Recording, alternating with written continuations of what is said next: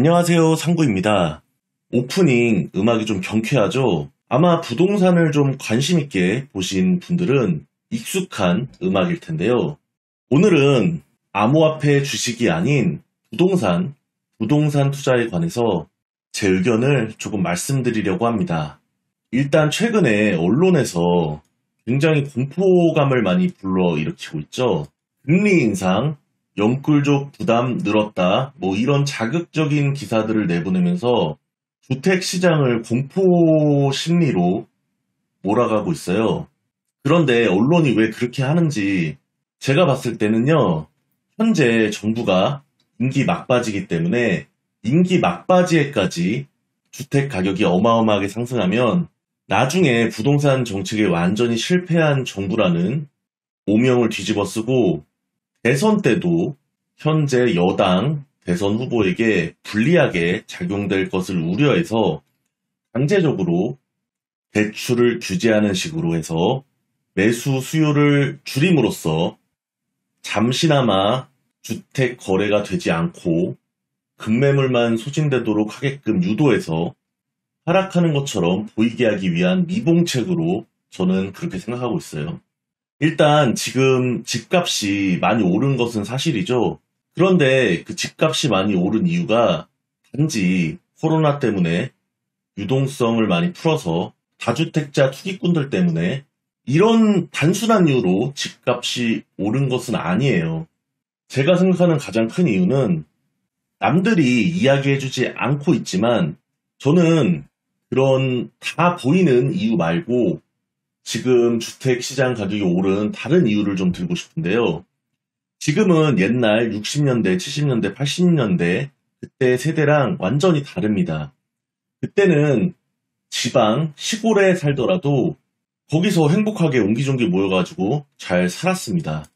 그런데 점점점 인터넷이 발달하면서 SNS, 방송, 뉴스 같은 걸로 이제 도시 사람들의 삶이 많이 공유되기 시작하면서 이제 시골에 살던 사람들이 도시에 대한 환상을 갖게 됩니다.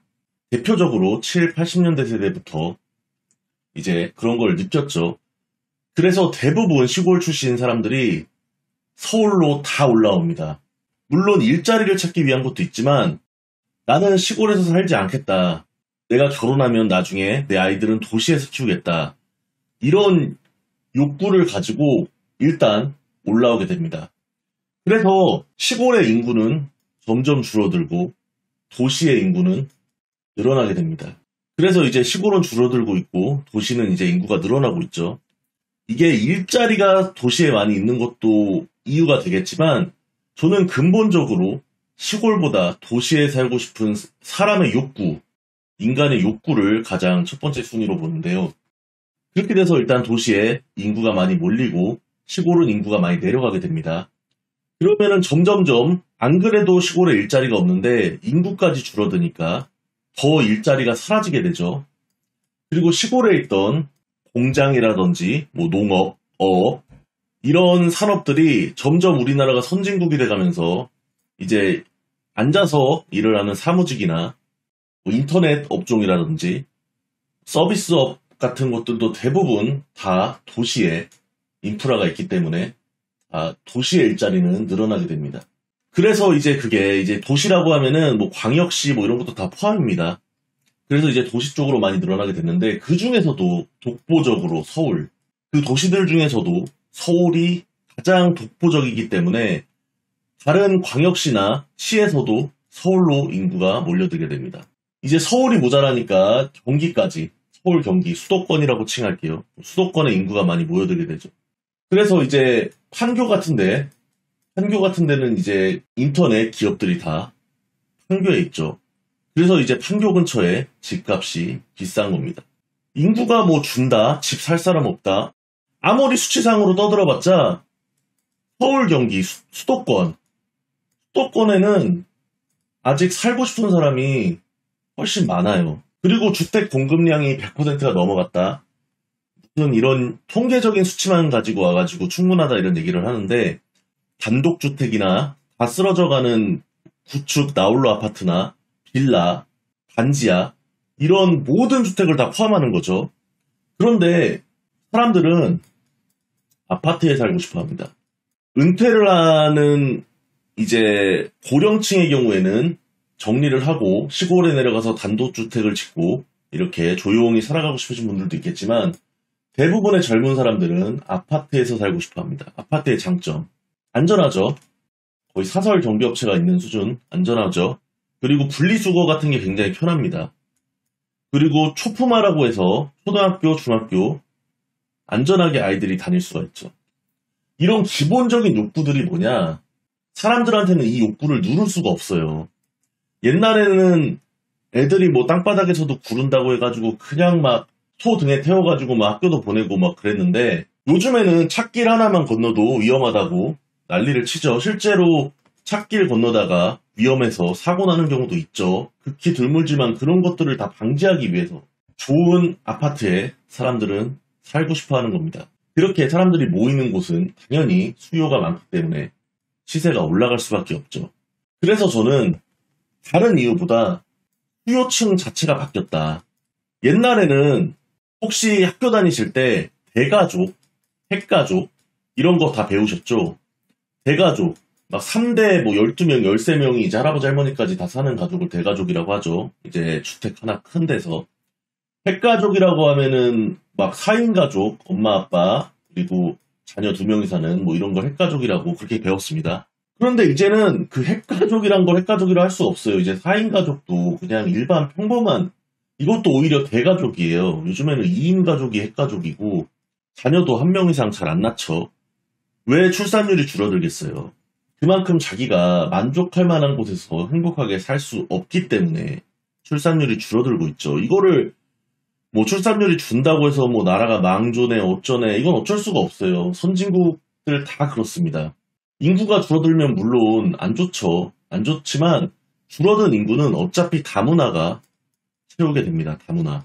외국에서 우리보다 못 사는 나라 사람들이 들어오게 돼요.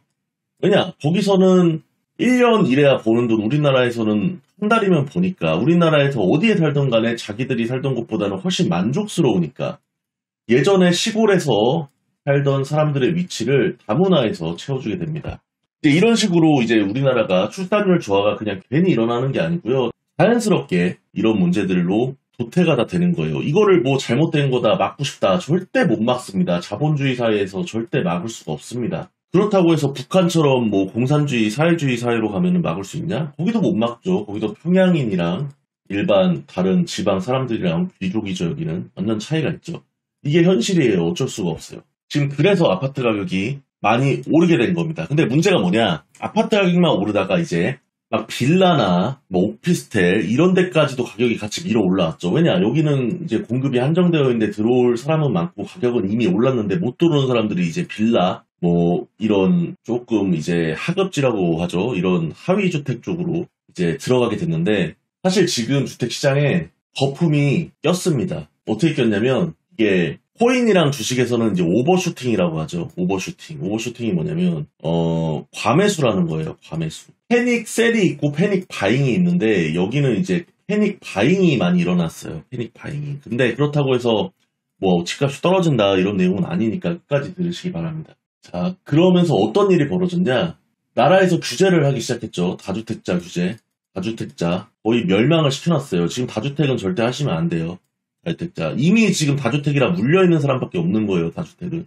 그리고 지금 15억 이상 아파트는 대출이 전혀 안 나옵니다. 그러니까 현재 서울에 있는 경기에 있는 15억 이상 아파트들은 대출을 못 받고 현금무자들이 사는 거예요. 그 사람들은 이제 그들만의 리그죠. 이런데 반포 이런데 여기 이런데 동부 이촌동 용산 뭐 이런 데 많죠. 그러면은 이제 최근에 금리 인상을 하니까 영끌족들이 부담을 느껴서 팔게 되기 때문에 가격이 떨어질 것이다. 영끌 쪽의 선택은 두 개밖에 없어요. 화산에서 아파트가 경매로 넘어가거나 아니면 버텨가지고 살아나오거나 중 하나입니다. 무슨 영끌족들이 뭐 아이고 하면서 뭐 패닉셀로 던진다고 하는데 이 영끌족들 자기 목숨 걸고 들어간 사람들이에요. 이 사람들 그렇게 안 합니다. 정부에서 죽게 만들면 파산하는 거예요. 정부에서 과연 파산하게끔 놔둘까요? 절대 그렇게 못 놔두죠. 금리 인상도 제가 조금 이따 말씀드리겠지만 금리 인상이 무슨 뭐 이렇게 되는 게 아니에요. 금리 인상 내려갈 때도 천천히 내려왔고 올라갈 때도 천천히 올라가는 거예요. 그리고 금리 인상이 금리를 인하하겠다 해서 갑자기 폭등했습니까? 아니에요. 내려가면서 중간 정도부터 아파트 가격이 오르기 시작하면서 이제 여기서 정점을 찍은 거죠. 그러면 이제 올라갈 때도 갑자기 떨어집니까? 아니죠. 올라갈 때도 서서히 올라가다가 한 중간 정도부터 조금 떨어질 수는 있겠죠. 지금 갑자기 떨어지는 일은 없다. 이거는 코인이나 주식을 해보신 분들이라면 누구나 아는 상식적인 얘기인데, 이제 아파트나 이런 주택 사시는 분들은 이제 그런 걸 모르시니까 설명을 한번 드린 거고요. 그러면 이런데 대출 없이 산 사람들은 그러면은 어떻게 되냐. 이런 사람들은 종부세로 조지려고 하죠. 종부세로 조지려고 하지만 이거는 다주택자들만 힘든 겁니다. 1주택자들은 사실 종부세에 뭐 별 상관없어요. 많이 나오지도 않고 이미 이런데 40억 주고 산 사람들은 이런 거 신경 안 쓰는 사람들입니다. 신경은 물론 쓰겠지. 물론 열받지 많이 내면. 근데 이것 때문에 무슨 내가 힘들어서 죽겠다. 집을 급매로 내놔야겠다. 절대 안 그렇다는 거죠.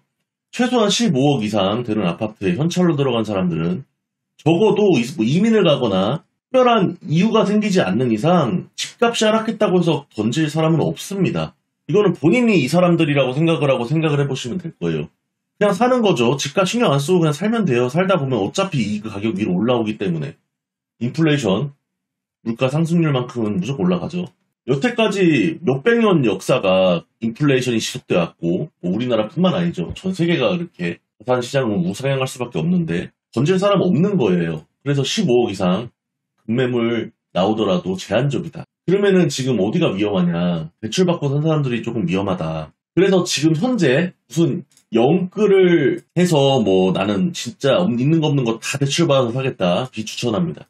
적당히 자기가 감당할 만큼만 하거나 아니면 대출 없이 산다면은 살만한데, 지금 현재 상황을 한마디로 말씀드리면은 양극화예요. 양극화가 뭐냐? 지금 고평가 지역이 있고요. 저평가 지역이 있어요. 이거를 누가 판단하냐? 이거는 본인들이 판단하셔야 됩니다. 근데 이제 뭐 코인으로 따지면 뭐가 저평가다, 뭐가 고평가다, 이걸 판단으로 저평가된 코인을 구매해서 익절을 하고 고평가된 코인을 올라가는 데 막 구매하면은 내려갈 때 손실을 보는 거죠. 똑같습니다. 그래서 이제 그 고평가 지역과 저평가 지역을 판단하는 것이 굉장히 중요한데, 일단 미국에서 지금 물가 상승률이 6%를 찍었습니다. 그래서 엄청나게 비상이에요. 이거는 비상입니다. 그래서 어쩔 수 없이 금리 인상, 테이퍼링 등으로 이 물가를 조금이라도 안정화시키려고 노력을 해야 하는 건 맞아요. 근데 이 물가가 올라간다, 이 인플레가 온다, 이것은 자산시장은 같이 올라가요. 호재입니다. 근데 이거를 막기 위해서 금리 인상을 하면서 이거를 막는 거는 악재죠. 그러면은 인플레가 이길 것이냐, 금리 인상이 이길 것이냐, 이거 전문가마다 견해가 다른데요. 금리 인상이 결국은 이긴다, 이렇게 보는 전문가들이 더 많아요. 저도 사실 금리 인상을 계속 하다 보면 결국은 인플레를 금리 인상이 이겨서 가격이 좀 하향 안정화 될 거라고 생각을 합니다. 근데 지금은 아니라는 거죠.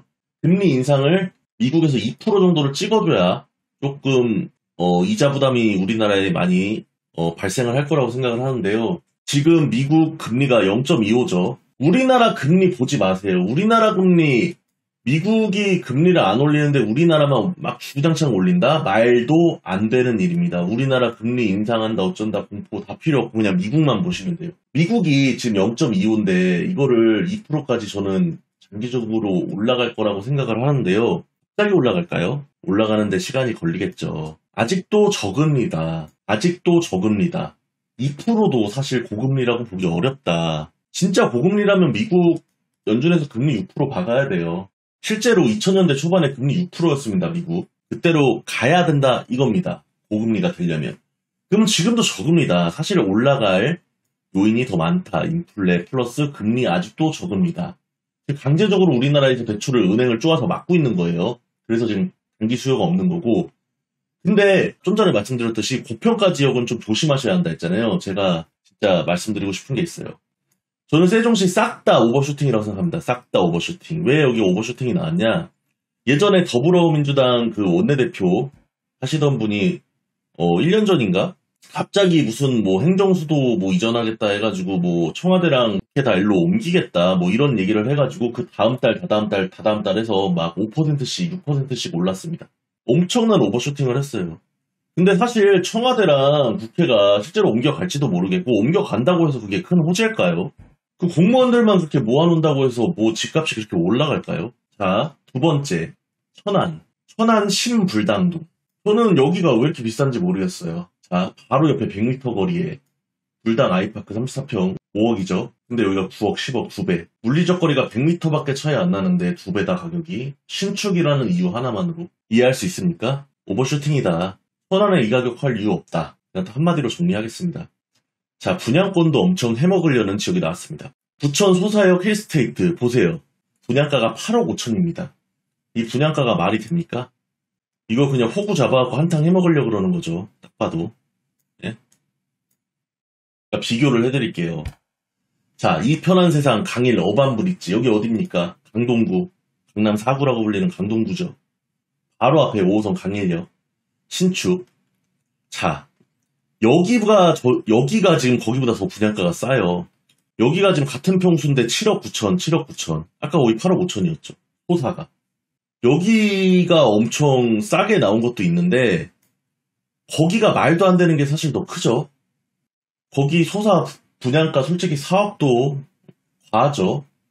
지금 분양권으로도 한탕씩 해먹으려고 하는 상황이에요. 그래서 지금 잘 보시라는 거예요. 이런 저평가된 지역이 있고 고평가된 지역이 있는데, 지금 고평가된 지역들, 제가 지금 현재 세종, 천안, 신불당, 뭐 동탄, 뭐 이렇게 말씀드렸는데, 그냥 다른 데도 많이 있어요. 그렇게 고평가 물리는 지역. 저는 내년에도 집값은 상승한다라는 생각이고요. 조정기는 2023년부터 조정이 올 가능성은 있다. 하지만 그 조정은 진짜 최악의 경우에 20%고 큰 조정은 없다. 다만 제가 아까 말씀드렸던 그 고평가된 그 오버슈팅 난 지역들 있죠. 그런 지역은 50%까지 떨어질 수 있다.